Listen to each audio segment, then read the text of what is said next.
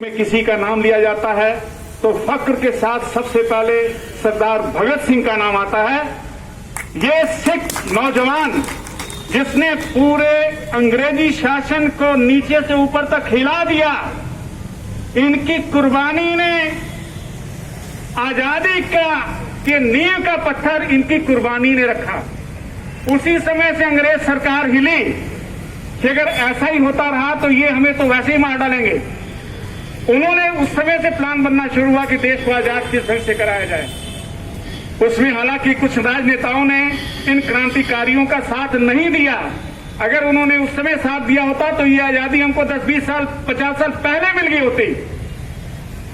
1857 में सबसे पहले आजादी का बिगुल पांडे बलिया के पांडे जी जो थे उन्होंने बजाया था सबसे पहले।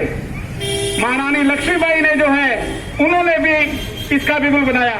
तब इसको जब आगे बढ़ाया गया, आपको पता है जलियांवाला बाग, जिसमें सैकड़ों सिख नौजवान, सिख औरतें, बच्चे और दूसरे ये सारे लोग बेचारे जो है मारे गए। और उस जनरल डायर जिसने की आदेश दिया था गोली चलाने का, आपको पता होगा कि उसमें एक छोटा सिख नौजवान बच्चा भी था जिसने इस मंजर को अपनी आंखों से देखा था और उसने प्रण किया कि इस जनरल डायर को मैं नहीं छोड़ूंगा, चाहे मुझे उसके घर में ही जाके क्यों ना मारना पड़े। और आप लोग खूब अच्छी तरह जानते होंगे कि 18 साल बाद सरदार उधम सिंह ने इंग्लैंड में जाके लंदन में वहां के उनकी सभा थी जिसमें कि जनरल डायर भी स्पेशली बुलाए गए थे और वो खड़े होकर भाषण दे रहे थे। एक किताब के अंदर रिवॉल्वर की कटिंग करके उसके अंदर रिवॉल्वर को रख के वो अपने साथ ले गए और उन्होंने वहां सरेआम सबके सामने गोली मार के उन्हें उड़ा दिया।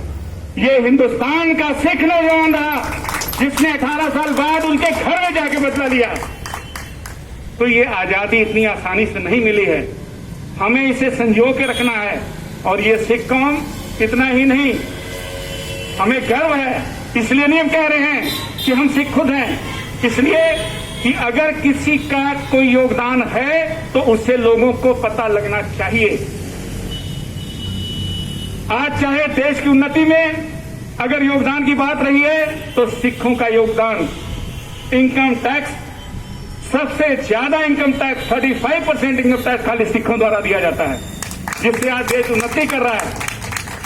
अगर कहीं सेवा की बात आती है तो ये तो आपने देखा ही कि कोरोना के बीच में जो सेवा सिख समाज ने पूरे हिंदुस्तान में की है, पूरी दुनिया में की है, ये अपने आप में एक मिसाल बन गई, एक मिसाल बन गई है। मैं इसलिए सुना रहा हूं अपने छोटे भाइयों को, अपने बच्चों को कि बच्चों, तुम्हारे पूर्वजों ने जो त्याग किया है, तुम्हारे पूर्वजों ने जो कुर्बानियां दी हैं, इसको संजो के रखना है और ये दिमाग में रखना है कि यही ड्यूटी हमारी भी है।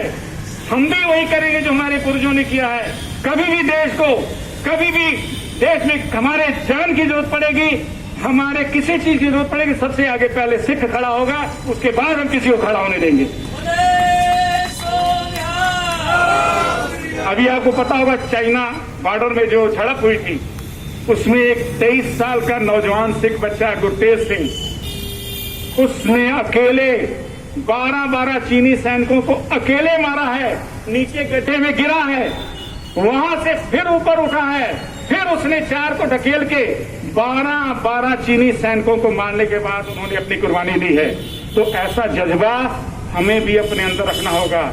अपने दिलों में वो जज्बात रखिए कि हिंदुस्तान हमारा मुल्क है, ये हमारा घर है। इसकी ओर अगर कोई आंख उठाकर देखेगा तो सबसे पहले हम उसकी आंख निकालेंगे, उसके बाद उससे बात करेंगे।